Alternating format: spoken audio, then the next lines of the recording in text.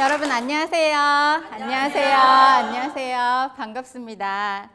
오늘 여러분 이렇게 만나뵙게 돼서 너무 반갑고요. 오늘 여러분과 엄마의 돈 공부, 엄마라면 반드시 알아야 할 돈에 대한 모든 것에 대해서 강의를 진행을 하려고 해요. 여러분, 엄마의 돈 공부라고 했을 때 사실 돈이라는 단어가 굉장히 조금 무겁게 느껴지기도 하고요. 공부라고 했을 때, 이 나이에 또 공부? 라는 생각이 또 드실 수도 있어요. 사실 저에게도 돈 공부, 돈이라는 단어가 굉장히 무겁게 그리고 어렵게 다가왔던 시기들이 굉장히 많았어요. 저는 오늘 여러분께 엄마의 돈 공부에 대해서 저도 여러분과 마찬가지로 지난 10년 동안 아이들을 키우면서 엄마로서 돈을 또 관리하고 모으는 과정에서 제가 느꼈던 것, 그리고 제가 경험했던 것, 이런 것들을 여러분들과 함께 나누는 시간을 가지려고 해요. 여러분 제 인상이 어떤가요? 좋죠. 이 말을 듣고 싶어서. 예. 제가 이렇게 인상이 좋은데 예전엔 어땠겠어요? 20대 후반에는 인상이 더 좋았죠. 완전 순수였었죠. 저는 20대 후반에 종잣돈 1,500만 원을 가지고 신혼생활을 시작을 하게 됐어요. 송파구의 먹자 골목 인근에 있는 작은 빌라 원룸에서 신혼생활을 시작을 했어요. 정말 제가 돈에 대해서 잘 몰랐고 재테크라고는 정말 지읒자도 잘 몰랐던 것 같아요. 그러다가 첫 아이를 이제 계획을 하게 됐어요. 여러분 혹시 아이 있으신 분 한번 손 들어 보시겠어요? 다 있으시네요. 저는 다 동안이셔서 없으신 줄. 그래서 여러분이 다 아이 있으시구나. 좋아요. 저도 왜 여러분 첫 아이 처음 기다릴 때 생각나세요? 네. 첫 아이 태어나기 전에 우리 얼마나 설레요. 정말 설레고 준비도 많이 하죠. 네. 아이 기저귀부터 시작해서 정말 조그만 거 하나까지도 많이 준비를 해두잖아요. 예. 저도 그랬어요. 정말 준비를 많이 했고 제가 꼭 해주고 싶었던 건 하늘색 이렇게 벽지가 있고 노랑 아기 침대에 이렇게 딸랑이도 있는 그런 예쁜 아기 방을 꾸며주고 싶었어요. 근데 저희 집이 작은 빌라 원룸이었기 때문에 아기 방을 꾸밀 공간이 별로 없었어요. 그때부터 제가 나도 우리 아이한테 정말 아기가 잘 놀 수 있는 그런 예쁜 아기방 꾸며주고 싶다라는 생각을 하게 됐어요. 그래서 정말 독하게 마음을 먹었어요. 신혼 3년 동안 정말 안 먹고 안 쓰고 돈을 모으게 됐어요. 근데 사실 안 먹질 못했어요. 안 먹었어야 되는데 좀 덜 먹었어도 됐는데 안 먹지는 못했지만 안 쓰고 돈을 열심히 모으게 됐어요. 정말 독하게 돈을 열심히 모아서 3년 만에 종잣돈 1억 원을 모으게 됐어요.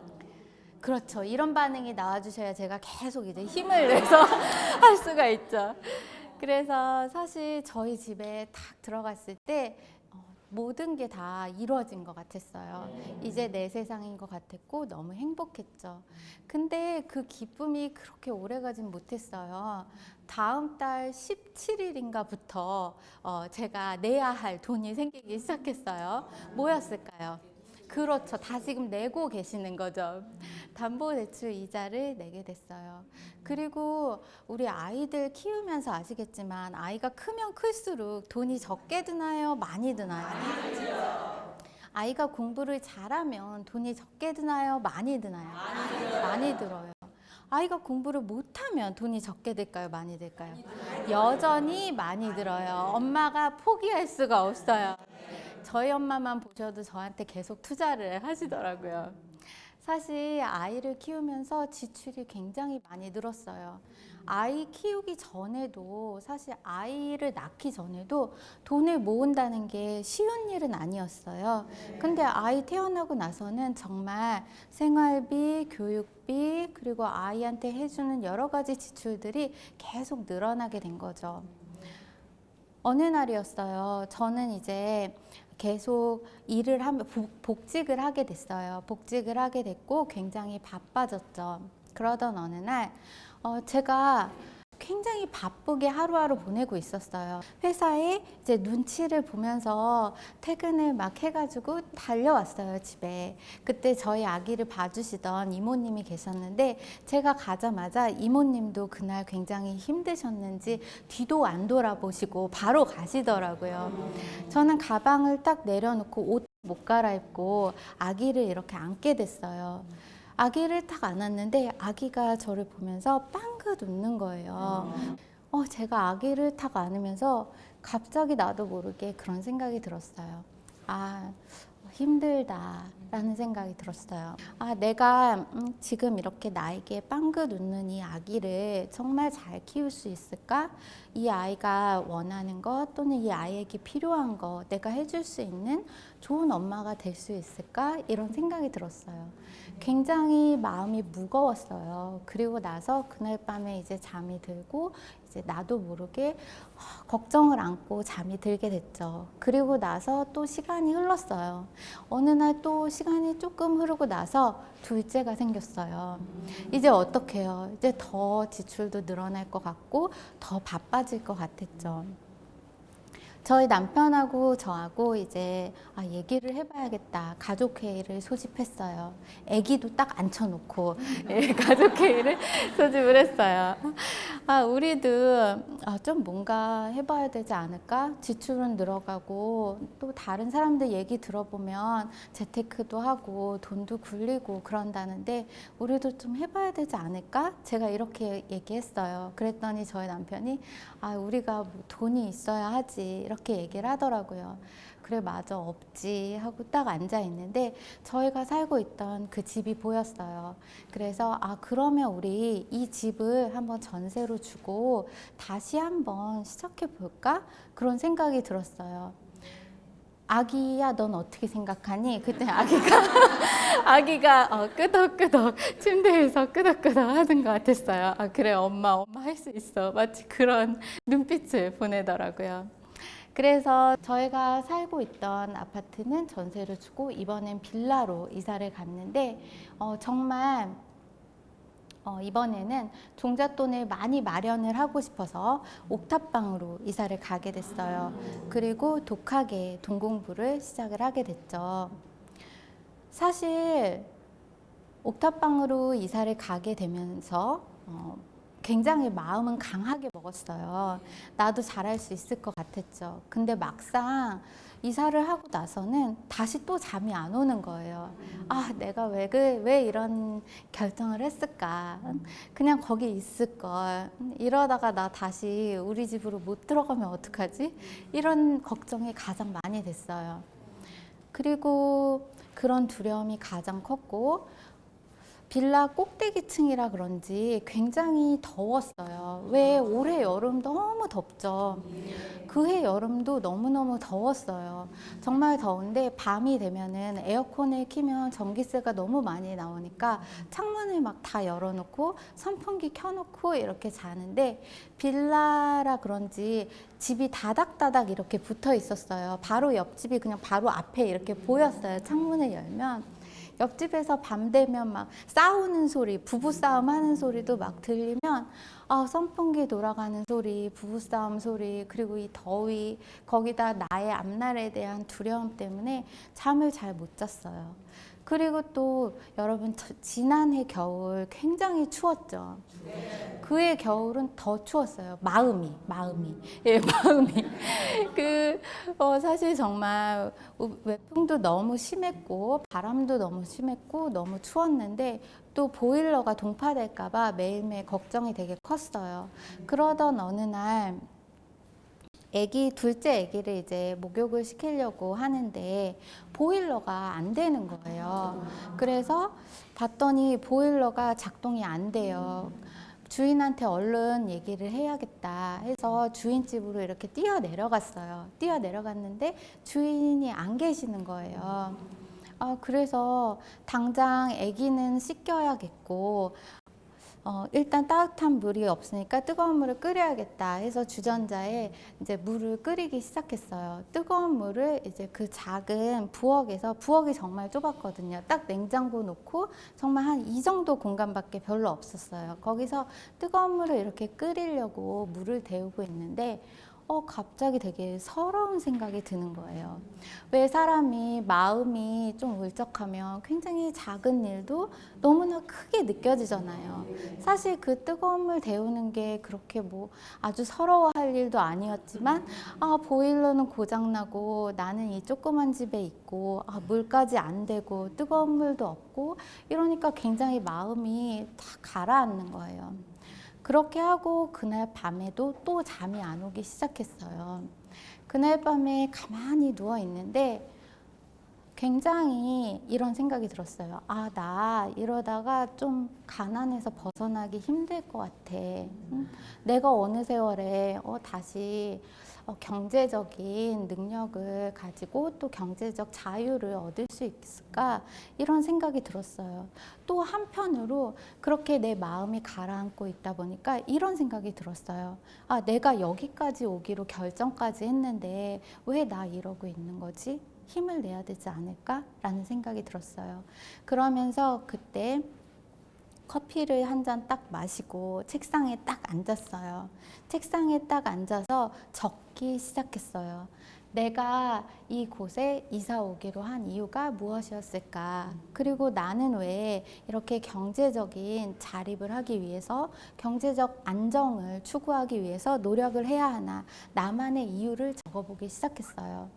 저에게는 여러 가지 이유가 있었는데 가장 첫 번째 이유는 나를 잃고 싶지 않아서였어요. 내가 인생을 살아가면서 정말 느낄 수 있는 즐거움과 또 기쁨, 행복감 이런 걸 잃어가고 있는 나 자신이 안타까운 마음이 굉장히 많이 들었어요. 나를 잃고 싶지 않아서가 첫 번째였고요. 두 번째는 물론 저를 향해 빵긋 웃는 애기였겠죠. 애기한테 정말 비싼 장난감, 옷 이런 거는 못 해줘도 아이가 어느 분야에 잠재력을 보일 때에는 내가 과감하게 투자도 해주고 뒷바라지도 해줄 수 있는 엄마가 되고 싶었고요. 세 번째는 저희 가족과 또 사이좋게 지내고 싶어서였어요. 돈 문제, 자꾸 이렇게 적자가 나고 그러니까 남편하고 얘기를 할 때도 별로 좋은 대화가 나오지 않는 거예요. 돈 때문에 가족과 싸우고 싶지 않았고요. 네 번째로는 저를 뒷바라지 해주셨던 어머님과 아버님께 정말 노후에 잘해드리고 싶었어요. 저에게는 정말 여러 가지 이유가 있었고 나만의 Y를 적어보면서 다시 한번 힘을 낼 수 있었어요. 저는 오늘 이 강의를 보고 듣고 계시는 여러분께도 분명히 여러분만의 강렬한 이유가 있으시다고 생각을 해요. 저에게도 사실 그때 적었던 그런 나만의 이유들이 제가 10년 동안 앞만 보고 갈 수 있는 그런 힘이 되었어요. 그래서 잠시 한 10초 정도 여러분만의 Y를 한 3가지 정도 생각해 보는 시간을 갖도록 할게요. 좋습니다. 여러분이 지금 생각하시는 그 이유가 앞으로 여러분을 이끌어드리는 강렬한 이유가 될 거라고 저는 확신하고 있어요. 제가 그때 깨달았던 몇 가지가 있었는데요. 내가 정말 개미처럼 열심히 일을 하고 정말 노력을 했지만 내 생활이 별로 나아지는 것 같지 않다는 느낌을 받을 때가 굉장히 많았어요. 그렇죠. 우리가 사실 그동안 열심히 하지 않았던 건 아니죠. 우리 모두 굉장히 나름대로 최선을 다해서 열심히 살고 있어요. 그렇지만 내가 원하는 삶에서 조금 멀어지거나 또는 가까이 가지 못하는 이유는 방법을 몰랐던 것이 아닐까라는 생각이 들었어요. 내가 잠시 멈춰서 한 번 더 생각해 봐야 되는 타이밍이 아닐까라는 생각이 들었죠. 그러면서 가난에서 벗어나기 위해서 필요한 것이 돈 공부다라는 생각을 하게 됐어요. 내가 돈에 이렇게 이끌려가고 돈 때문에 힘들어하는 삶이 아니라 돈에 대해서 정말 공부를 하고 경제에 대해서도 공부를 하고 내가 이끌어가는 돈을 나의 자유와 행복의 수단으로 만들어야겠다라는 결심을 하게 됐어요. 그리고 나서 옥탑방으로 가고 나서 10년의 세월이 지났어요. 10년 동안 정말 많은 일이 있었죠. 저는 다시 저의 예쁜 집도 마련을 했고요. 노후를 위해서 작은 상가도 마련을 하게 됐어요. 그리고 은행에 10년 동안 재직을 하면서 엄마의 돈 공부, 엄마의 가계부, 엄마의 첫 부동산 공부, 엄마 시리즈 전문 작가 엄마 시리즈 경제 경영서를 4권 정도 출간을 했어요. 감사합니다. 그 4권 정도 출간을 했고 지금은 여러 장소에서 이제 교육청 또는 고용노동부, 정부 기관과 기업 등에서 어머님들을 대상으로 강의를 많이 진행을 하고 있어요. 그리고 또 방송에서 재테크 멘토링을 하고 있고요. 또 미혼모들이 돈 때문에 힘들어 하시는 분들을 위해서 재무 코칭도 하고 있고 여러 가지 활동을 하고 있어요. 사실 여러분과 재테크 책 저자로서 또 재테크 강사로서 이렇게 여러분들을 오늘 만나 뵙게 됐지만 말씀드렸듯이 10년 전으로 돌아가 보면 저는 정말 돈에 대해서 몰랐고 힘들었던 적이 굉장히 많았어요. 예전에 제가 가장 힘들었던 것 중에 하나는 신혼 때 원룸에서 시작했을 때 왜 이렇게 내 시작은 초라하지? 라는 생각을 많이 했어요. 간신히 노력해서 내 집을 마련을 했지만 다시 이사를 가야 됐을 때도 와 나는 왜 이렇게 잘 안 되는 것 같고 이렇게 힘들지? 라는 생각 많이 했었어요. 내가 열심히 하는데 별로 변화가 없는 하루하루가 똑같은 하루하루가 버겁다는 생각이 많이 들었어요. 그리고 종잣돈이 없으니까 내가 잘 안 되는 것 같았어요. 못할 것 같다라는 생각 많이 들었고 이런 생각하다 보니까 세상이 왜 이렇게 불공평한가라는 생각이 들었어요. 누구는 금수저로 태어나서 노력도 안 하는데 다 되는 것 같고 나는 굉장히 아등바등 사는데 그래도 별 다른 변화가 없는 것 같았어요. 굉장히 우울하고 좌절감이 많이 들었죠. 근데 그런 시간이 좀 흐르고 제가 한동안 굉장히 우울해하고 있었는데 그런 시간이 흐르다가 나도 모르게 이런 생각이 들었어요. 제 마음속에서 굉장히 내 마음 깊은 곳에서 작은 목소리가 들리기 시작했어요. 굉장히 작은 목소리였지만 제가 분명히 느낄 수 있는 목소리였어요. 그 목소리를 가만히 들어보니까 이런 생각이 들었어요. 네가 정말 절박하게 노력해 본 적이 있니? 라는 목소리가 들렸어요. 그리고 너가 종잣돈이 없으니까 좀 더 노력을 해야 되지 않을까?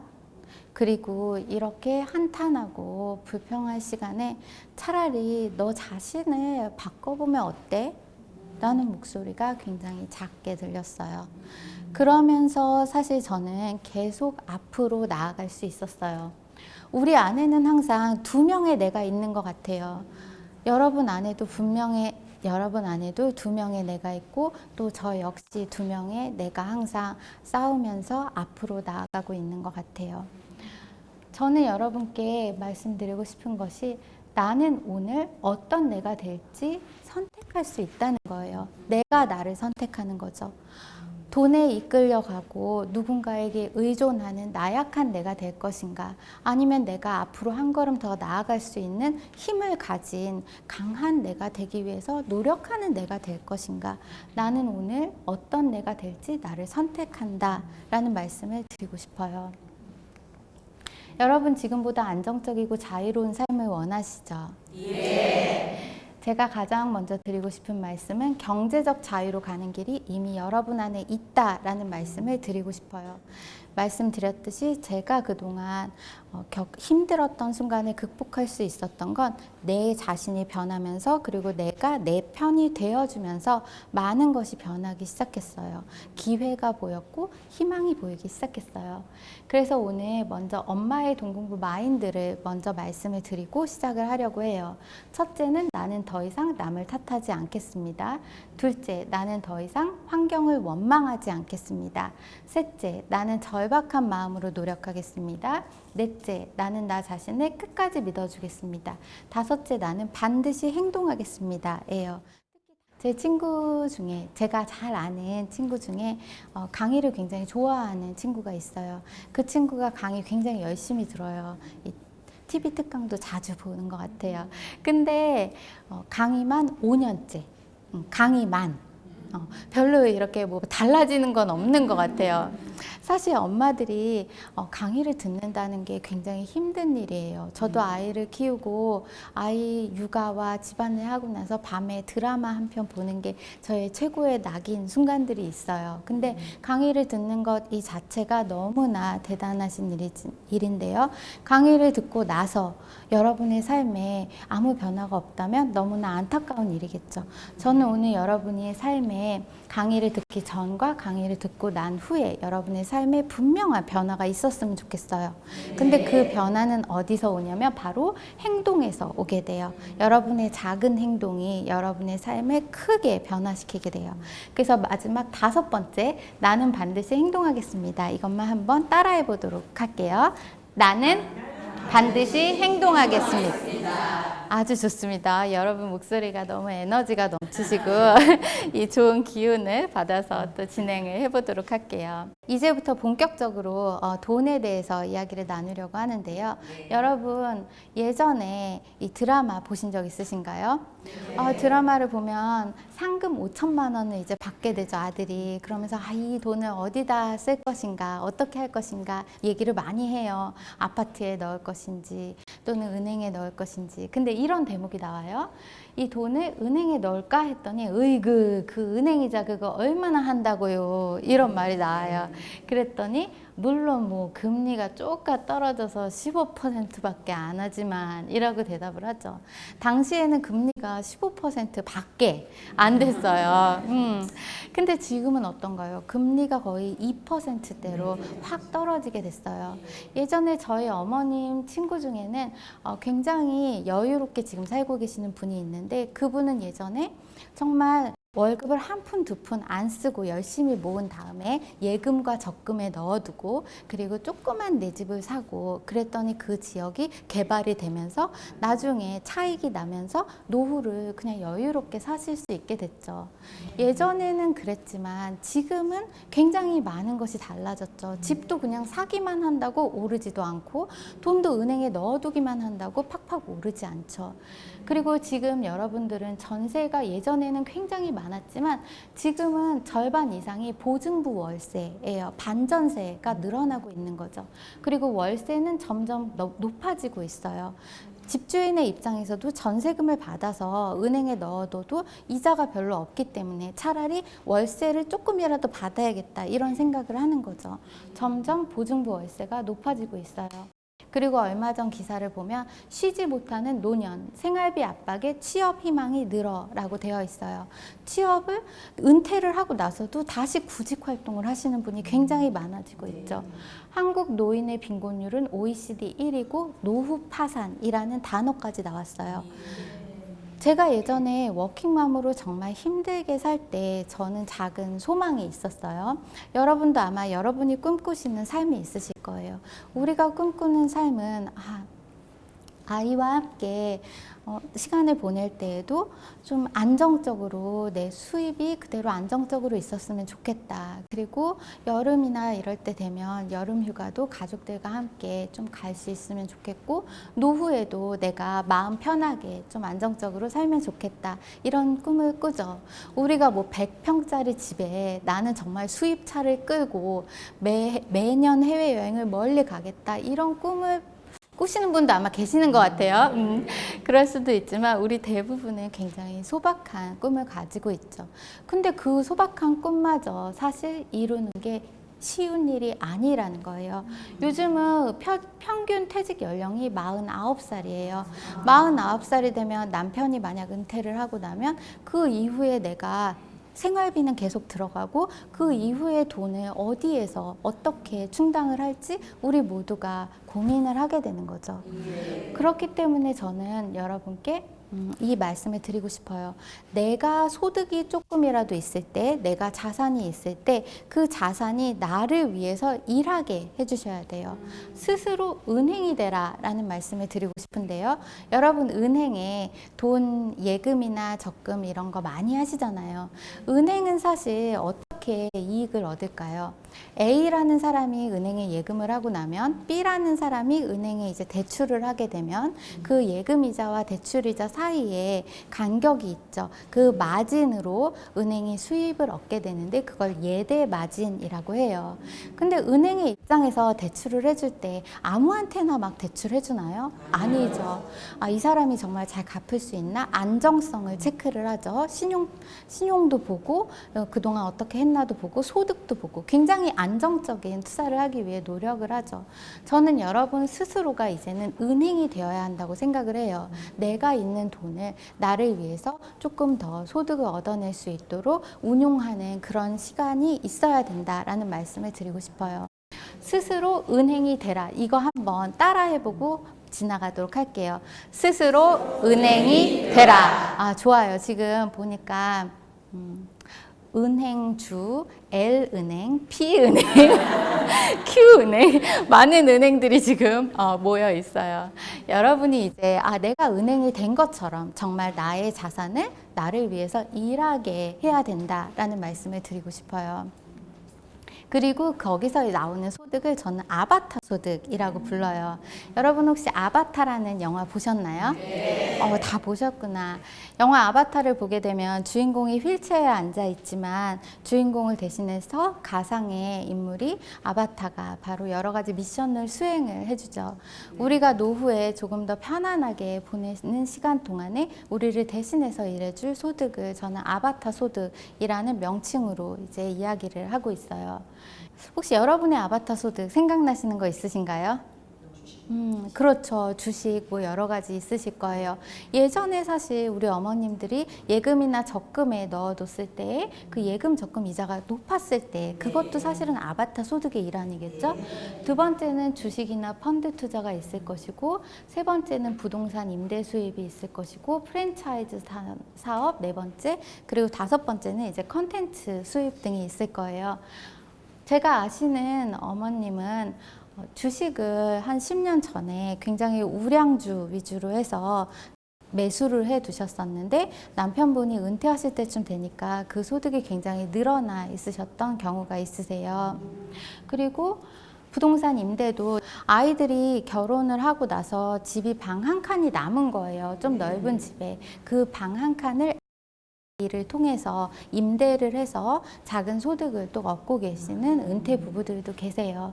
또 프랜차이즈 사업이라고 해서 내가 평소에 음식 솜씨가 굉장히 좋았었는데 그런 요리 솜씨를 가지고 아파트 단지 내 상가에 작은 유기농 반찬 가게를 여셨다가 또 그 유기농 가게가 굉장히 잘 되면서 확장하면서 프랜차이즈로 넓히신 분도 계세요. 실제로 우리 어머님들은 사실 내가 뭐 할 수 있는 게 별로 없을 것 같아 라고 생각하실 수도 있지만 내가 갖고 있는 그 장점이 굉장히 많으세요. 여러분의 살아온 세월 동안 여러분이 배워오신 거 그리고 여러분만의 강점을 다시 한번 들여다본다면 그것이 바로 수입이 될 수 있어요. 컨텐츠 수입 같은 경우에는 여러분 유튜브 많이 보시나요, 요즘에? 네. 그렇죠. 요즘은 정말 유튜브로 많은 수익을 내고 계시는 분이 계신데 심지어는 연세가 많으신 박막래 할머니도 굉장히 7순이 넘으셨는데도 유튜브 하시면서 수입을 얻기도 하세요. 그래서 내가 가진 강점과 나의 재능을 돈으로 바꾸는 그런 컨텐츠 수입을 얻으실 수도 있다는 거. 그리고 요즘은 정말 100세의 시대거든요. 내가 갖고 있는 작은 재능이라도 계속해서 어떤 식물을 키우듯이 사랑해주고 강점을 알아봐주고 거기에 조금 더 투자를 해준다면 여러분에게는 분명히 그 재능이 돈이 되는 날이 올 것이라고 저는 생각을 해요. 사실 저도 아바타 소득을 굉장히 많이 만들고 싶었겠죠. 굉장히 센 아바타, 힘센 아바타, 강력 아바타를 만들고 싶었죠. 그래서 처음 생각했던 건 주식 투자였어요. 당시에 제가 주식에 이제 관심을 갖게 됐는데 저희 남편은 좀 굉장히 안정적인 걸 좋아해요. 그래서 저한테 자기야 우리 이 S전자 주식하자 그렇게 얘기를 했어요. 당시에 S전자가 한 50만 원이 안 됐었어요. 근데도 저한테는 되게 비싸게 느껴진 거예요. 그래서 아우 무슨 이랬어요. 그때 당시에 제 지인 중에서 주식을 좀 공부한다는 잘한다는 지인이 있었는데 그 지인이 이 주식이 정말 좋아. 이게 뜰 거야 라고 얘기를 했어요. 그래서 그 지인의 말을 듣고 이제 투자를 했죠. 그 주식이 가격도 아주 착해서 제가 전자 몇 주 살 돈이면 그 주식을 한 1000주 이상 살 수 있었어요. 굉장히 가격이 착했죠. 나중에 결과적으로는 S전자는 굉장히 많이 오르고 몇 배가 되고 저의 그 작은 착한 가격의 그 주식은 떨어지게 됐어요. 그리고 나중에 정말 휴지 조각처럼 돼버렸죠. 그때 제가 깨달은 게 있어요. 내가 아바타 소득을 만들려는 것도 물론 그 노력도 중요하지만 원칙을 가지고 해야겠다라는 생각을 했어요. 처음 시작하는 엄마의 돈 공부 3대 원칙으로 말씀을 드려요. 첫째는 소액으로 시작하자는 거예요. 저는 막 몇천 주 막 이렇게 샀었거든요. 굉장히 욕심이 과했죠.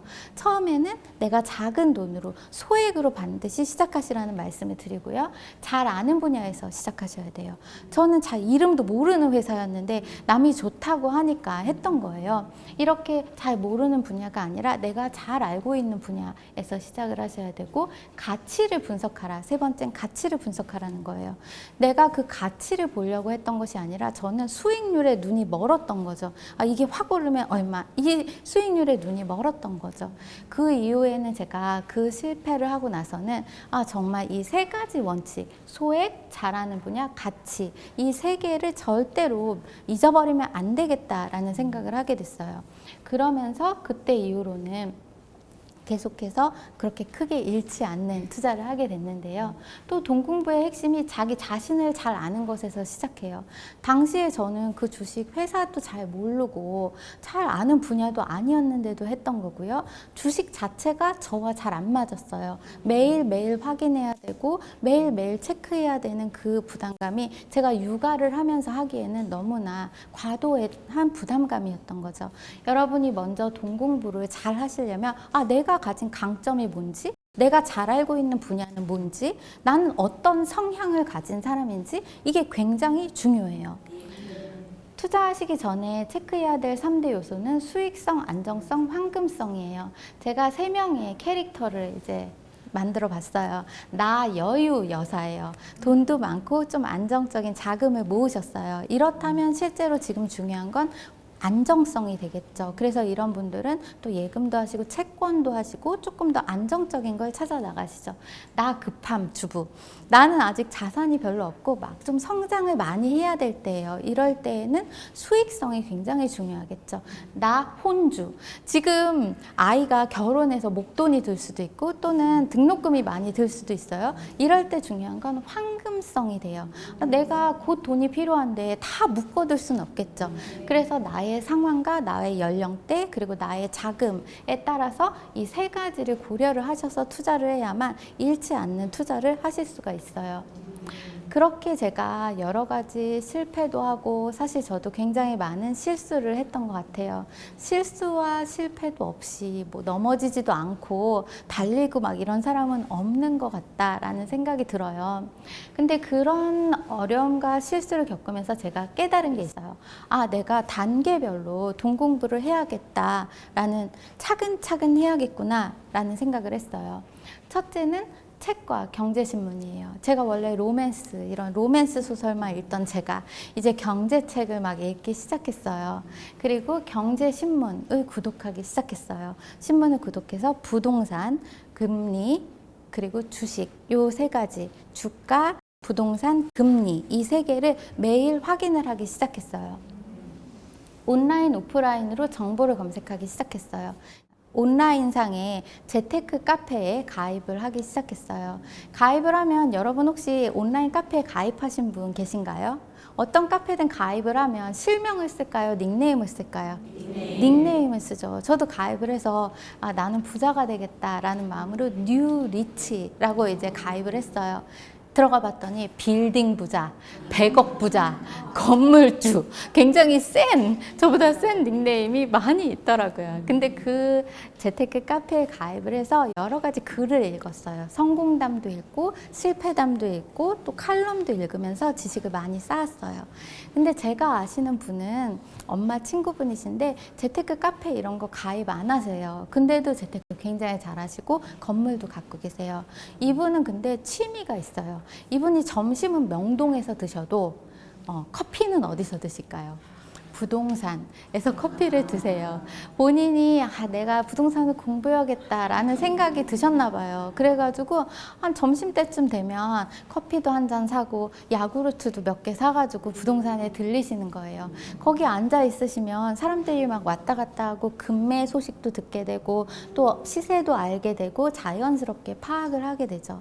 여러분이 이 분야에 대해서 공부해야겠다라고 생각을 하면 내가 배울 수 있는 누군가가 필요하고 동료가 필요해요. 이럴 때는 내가 먼저 다가가는 것이 굉장히 중요하고 또 부동산에 가실 땐 빈손으로 막 가서 그냥 앉아 있으면 별로 그렇게 큰 도움을 받지 못하실 수도 있어요. 내가 먼저 줘야 하고 내가 먼저 드리는 그 마음가짐에서 굉장히 많은 것을 더 배울 수 있다라는 말씀을 드리고 싶어요.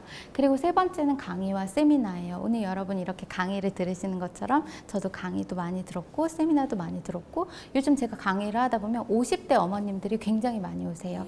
왜냐하면 남편이 은퇴할 시기가 되면 마음이 불안하잖아요.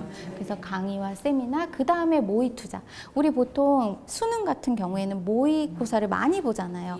근데 투자는 어머님들이 굉장히 느낌이 와서 이렇게 하시는 분들이 많아요. 제가 아는 분은 아파트 분양하는 아파트를 보러 갔는데 막 설명을 듣다 보니까 분양 상가가 굉장히 좋아 보이신 거예요. 그러면서 상가를 계약을 하고 오신 분이 계세요.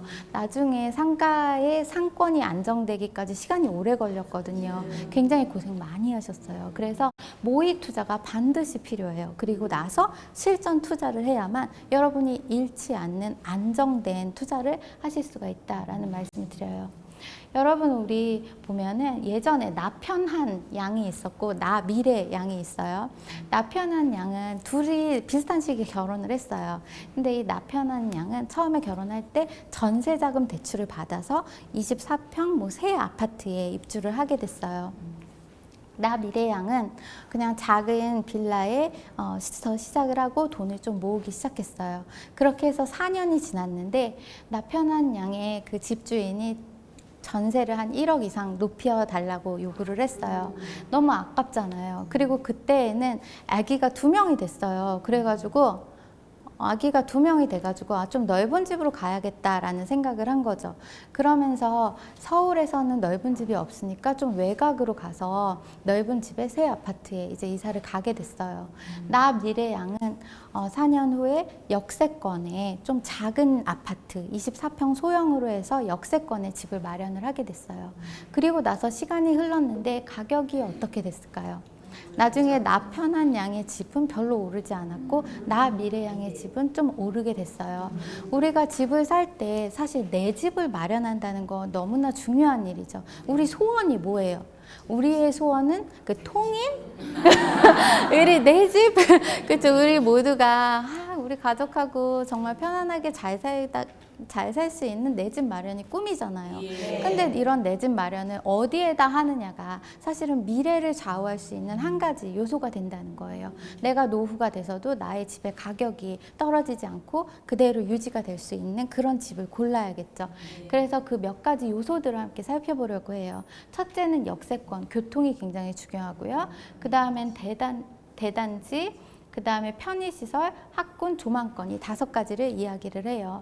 요즘은 역세권이 사실 지하철이 멀리까지도 뚫려 있기 때문에 특히 중심 지역에서 일자리가 모여 있는 곳에서 가까워야 돼요. 서울을 예로 들자면 강남, 여의도, 시청에서 가까워야겠죠.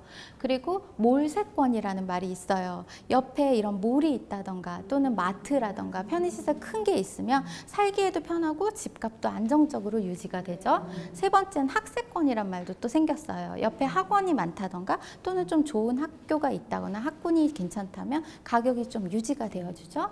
네 번째는 숲세권이에요. 요즘에 미세먼지가 너무 심하기 때문에 집에서 어떤 공원이 보인다던가 좀 공기가 괜찮을 수 있는 지역이라면 사람들이 선호를 하고 있죠. 그래서 이 4가지 너무 주관적인 조건이 아니라 이런 4가지 요소들 꼭 고려를 하셔서 여러분이 집을 고르시면 별로 잃지 않은 투자가 될 수 있다라는 말씀을 드려요. 그래서 실제로 서울의 이 교통망에 대한 계획이 또 있고요. 또 서울 도시 기본 계획이 있고 2030 서울 플랜이 있어요. 이런 부분을 보시고 이런 지역들을 여러분이 공부를 하시다 보면 아, 내가 여기다가 내 집을 마련해야겠구나 이런 감을 얻으실 수가 있죠. 또 하나는 여자의 강점 중에 하나가 리모델링이라고 말씀을 드려요. 왜 제가 집을 보러 갔는데 저희 남편은 집 보러 가서 이렇게 수도를 막 틀어봐요. 수도도 틀어보고 문도 열어보고 그래요. 근데 우리 여자들은 안 그렇죠. 아, 예쁜가 먼저 보죠. 여자의 강점 중에 하나가 바로 예쁘게 꾸밀 수 있는 이런 감각인데요. 주부가 좋아하는 집이 나중에도 금세 매매도 오르고 좀 매매도 잘 되고 거래도 잘 되게 돼 있어요. 그래서 여러분이 갖고 있는 집을 지금 막 다 고쳐져 있고 완벽하고 이런 거는 사실 가격이 비싸죠. 그래서 우리가 원하는 건 지금 좀 리모델링이 필요한 집, 약간 부족함이 있지만 그걸 나의 감각으로 우리 어머님들의 멋진 감각으로 좀 올릴 수 있는 이런 집을 골랐을 때 우리에게 더 큰 이익이 올 수 있다라는 말씀을 또 드리고 싶어요. 여기까지 들으시면 여러분 아마 이 생각하실지도 몰라요. 아, 내가 그래 왜 돈을 모아야 하는가 동공부의 이유도 알겠고 또 아바타 소득에 대해서도 들었고 여러 가지 리모델링에 대해서도 들었지만 종잣돈이 있어야 그런 걸 하지라는 생각할 수도 있어요. 저도 그랬어요. 저도 종잣돈 1,500만 원으로 시작해서 종잣돈이 없던 시기가 너무나 많았기 때문에 내가 종잣돈을 어떻게 하면 좀 빨리 모을 수 있을까, 잘 모을 수 있을까 너무 많이 고민을 했었어요. 그래서 제가 고민했던 것을 여러분과 좀 함께 나눠보려고 해요. 종잣돈을 모으는 방법 중에 하나는 첫째 지출 통제, 둘째 예산 관리, 셋째 다이아몬드 통장이에요. 지출 통제라고 해서 여러분이 아마 오늘부터 그래 뭐 나는 오늘부터 화장품도 안 사, 옷도 안 사, 밥도 덜 먹을래, 1일 1식을 이제 실천할래 이렇게 하실 수도 있어요. 근데 그렇다고 해도 결과적으로 보면 사실 하나도 못 줄이실 수 있어요. 모두 다 하겠다라는 건 굉장히 큰 야심이죠. 저는 그냥 딱 한 가지에만 집중하시라고 말씀을 드려요. 이번 달엔 이거 하나만 줄이겠다. 그래서 제가 지금 코칭을 하고 있는 분이 계시는데 종잣돈 모으기 멘토링 하시는 분 중에 한 가지 줄이시라고 했더니 외식비를 줄이셔야겠다고 했어요. 그랬더니 35만 원에서 3만 원으로 확 줄어들게 되셨어요. 하나만, 딱 하나만 집중을 하시면 여러분이 줄이시기가 좋아요. 나는 한 놈만 팬다 라는 영화 대사도 있듯이 정말 딱 하나만 집중을 하시면 지출을 줄이실 수가 있고 그렇게 해도 1년이면 12가지 항목을 줄이실 수 있게 되고 좋은 습관이 여러분에게 배게 돼요. 그리고 두 번째는 매일 아침 나서면서 신발 딱 신고 현관 나서면서 나 오늘 얼마 쓸 것이다. 예상 지출을 적어보라고 하셨어요. 왜냐면 우리가 사실 예산을 짜놔도 어느새 그걸 체크카드에 넣어놔도 아직 한 달은 반도 안 지났는데 돈은 다 없어질 수가 있어요. 그래서 매일매일 내가 나가기 전에 예상 지출이 얼마인지 써보라고 했더니 얼마 지나지 않아서 0원 됐어요. 왜냐면 여러분이 다이어트 하실 때도 그래요. 가장 첫 번째는 몸무게를 일단 재야 되잖아요. 외면하시는 분들이 많아요. 그래서 이게 굉장히 중요하다라는 말씀을 드리고, 또 세 번째는 다이아몬드 통장이에요. 다이아몬드 통장 같은 경우에 이달의 꿈을 꼭 적어보시라고 말해요. 왜 우리가 돈을 모으는 이유 중에 하나도 사실은 더 큰 안정과 또 행복을 위해서죠. 내가 돈 모으겠다고 안 먹고 안 쓰고 친구도 안 만나고 어쩌다 만났는데 돈도 안 써. 이러면 사실 굉장히 삶이 각박해지겠죠. 저는 여러분께 이달의 꿈 하나씩 10만 원 내외에서 한번 만들어 보시라고 말씀을 드려요. 말씀드렸더니 어떤 분은 나는 가족과 휴양림을 가겠다, 또는 나는 한번 발 마사지 한번 받아보고 싶다, 나는 작은 귀걸이 하나 사고 싶다, 이렇게 자신만의 꿈이 있으세요. 이달의 꿈 딱 하나씩 정하면 내가 돈을 모을 때에도 의미가 생겨요. 아, 내가 이걸 위해서 돈을 안 쓰고 대신 요거 꼭 내가 원하던 거 해야겠다 라는 생각이 들죠. 그리고 다이아몬드 통장이라고 해서 나에게 먼저 투자하라 라는 말씀을 드려요. 내가 나 자신에게 투자를 하는데 사실 나에게 투자할 때 어디다 투자해야 되나요? 생각하실 수 있어요. 첫째는 건강, 운동을 작은 거라도 뭐 3만 원짜리라도 요가라도 끊으면서 건강에 유의를 해주시고요. 그 다음엔 독서, 그 다음엔 여행, 이 세 가지를 말씀을 드려요. 인생은 목표를 이루어 나가는 과정이 더 중요하다라고 저는 생각을 해요. 그래서 여러분이 이런 과정을 통해서 정말 진정한 자유와 또 행복을 얻으실 수 있으면 좋겠어요. 그리고 그 중간중간에 사실 슬럼프가 오실 수 있어요. 돈도 모으고 공부도 하다 보면 힘드시잖아요. 그럴 때 여러분을 이끌어 줄 수 있는 것은 바로 나만의 목표를 적는 것이에요.